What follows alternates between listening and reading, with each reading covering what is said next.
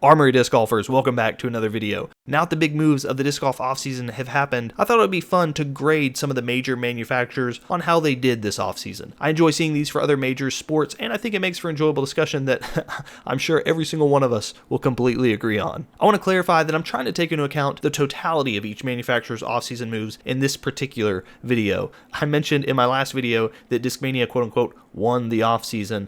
I was speaking about a strictly tournament performance perspective there. Here, I'm trying to take a more holistic look. That being said, if Uncle Ben taught me anything, it's that with great power comes great responsibility. And you don't get to escape that just because you're a disc golf manufacturer. Innova has to do more to impress me than ThoughtSpace, for example. Inevitably, there's going to be disagreement about this, about some grades and whatnot. I'm not trying to ruffle feathers, but I understand that it's going to happen. I look forward to chatting with you about our different opinions down in the comments below.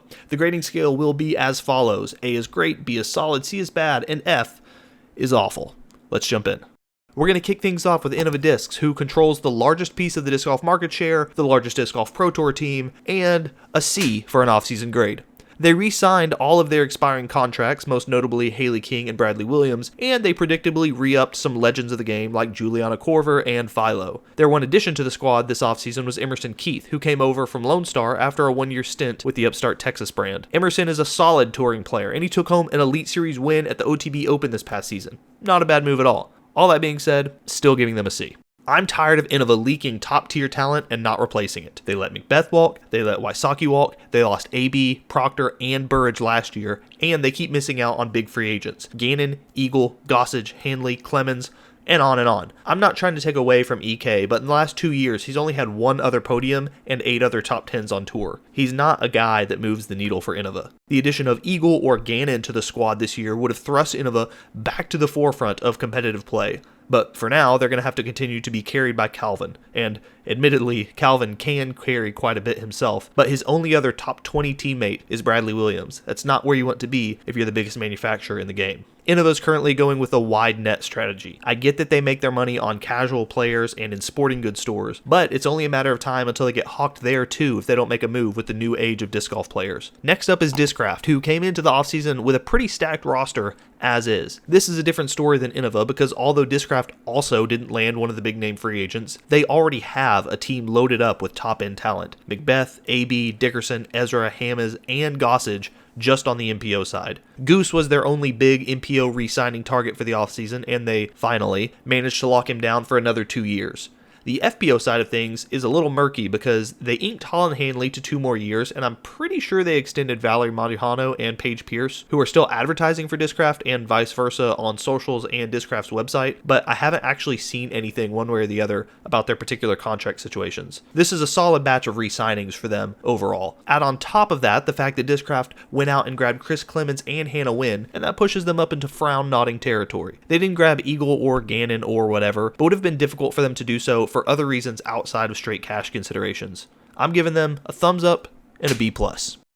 Moving on to Discmania, it's hard for me to imagine giving a better grade than this to a company that lost a top 5 player in terms of both tournament performance and marketability, but Discmania is getting an A- from me after having quite the solid offseason outside of losing Eagle McMahon to MVP. Gannon Burr is a fantastic addition to any squad, and we all expect him to continue his winning ways for quite some time. In addition to winning tournaments, there's something about having a fresh elite player on the squad that invigorates interest in some of these molds that we've had available to us for years. Yeah, Simon and Eagle really pumped up DD3s, FD3s, and the like, but there's something refreshing about hearing that recommendation from a new elite player. Gannon, and Alden too for that matter, particularly have me intrigued about Discmania's fairways, and I'm excited to see him hucking them this year. Discmania's name was in the middle of pretty much every off-season speculation, and as we've talked about in my last video, they managed to make the re-signing of Niklas into a big event instead of just a casual extension, which was great.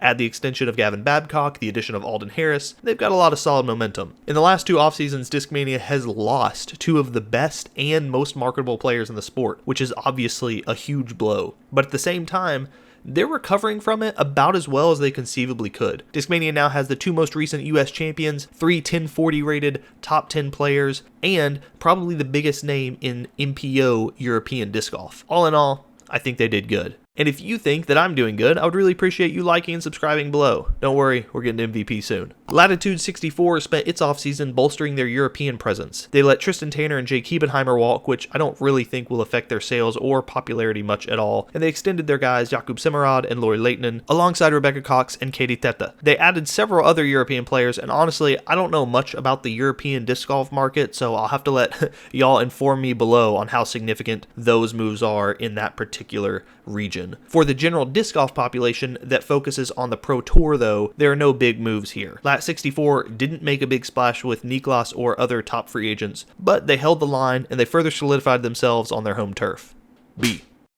Speaking of holding the line, Westside secured their guy, Matty O, to a 4-year deal, which was the absolute #1 priority for them this offseason. He's a fan favorite and a top 10 player on the tour. This is a great move from them on both accounts. Their other notable moves were on the FPO side. They re-signed Sayananda and they lost Hannah Wynn to Discraft, which is more or less a wash. As far as I'm concerned, Westside's offseason was mission accomplished, including that awesome reveal video for Matty O's extension. I'm giving them an A-. They didn't add anything big, but they secured their guy and they did so with a multi-year contract. Another multi-year contract that was signed was over at MVP Discs, and they get an A+. Even if you have been living under a rock, I'm sure you're aware of the fact that MVP snagged Eagle McMahon to go alongside James Conrad and Simon Lizotte, and they are currently the unquestioned king of disc golf fandom. Not only are they the most hyped brand on the market right now, they also have an elite roster that we're going to be seeing all over leaderboards next year. In addition to adding Eagle, MVP re-signed their first big pro and top 10 FPO player, Sarah Hokum, and they added Rookie of the Year Silva Saarinen on the FPO side. They also signed Simon's protege, Paul Kranz, to the squad, who was the MPO Rookie of the Year and an ascending talent that I expect to see a lot more of on Pro Tour coverage this year. MVP continues to impress with their growth, their moves on the pro scene, their marketability on the social media side of things, and just the overall quality of their product. I'm much like Simon. Before last offseason, I didn't really have an opinion on MVP. They just kind of existed, and I knew that the Envy was a respectable disc. But after adding Simon, and with the slam dunk offseason they've had with signing Eagle, releasing the Pixel, and other complimentary pro signings, I'm full on the MVP bandwagon. I've got multiple of their discs in my bag, and multiple of their pros that I'm going to be cheering for each weekend. And now, a hard pivot to Dynamic Discs, who I'm giving an F.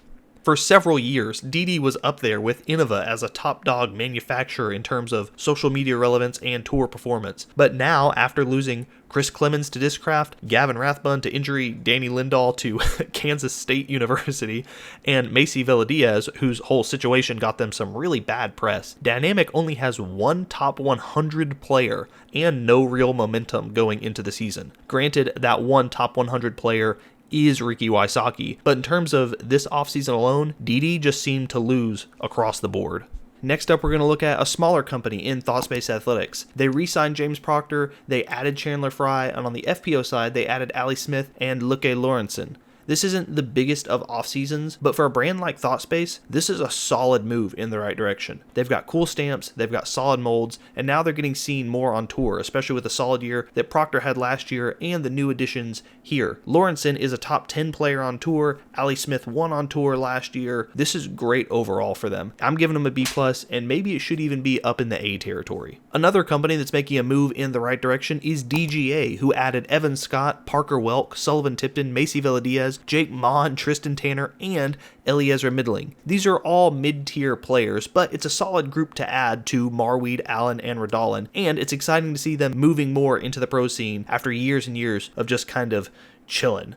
Also, Eliezer may be a mid-tier player now, but seriously, within the next year or two, I expect her to be an absolute force on tour. I'm giving DGA an A- for this, and I'm really excited to see them continue to push into the scene. Last but not least, or, well, I don't know, maybe least, we have Prodigy, who gets an F. Prodigy lost Gannon Burr, who is a generational talent and a top 3 player in the game right now. They had that ugly contract dispute at the beginning of last season, and he, as expected, left Prodigy this offseason. They also lost Alden Harris, who finished 13th on the DGPT last year, and on the FPO side, they lost Lorentzen, who, like I said, is a top 20 player there last year, and though no fault of Prodigy, they lost Caroline Henderson as well, a promising upcoming talent who appears as though she's going to miss the 2024 season as well because of injury. The The only thing going for them right now is that they re-upped Aiden Scott, who was the runner-up for 2023 Rookie of the Year, and they're hopefully saving cash for next offseason when both Ezra and Isaac Robinson are due for new contracts. Prodigy fans can hope that Aiden goes to the next level, but the biggest thing facing Prodigy right now is securing both of the Robinson brothers to long-term deals when, or hopefully before, their contracts expire at the end of this upcoming season. This video is about to expire, but before it does, I want to encourage you one more time to like, subscribe, and give your opinion in the comments below. I know I glazed over a lot because there is a lot to cover, so let's hear it and let's talk about it.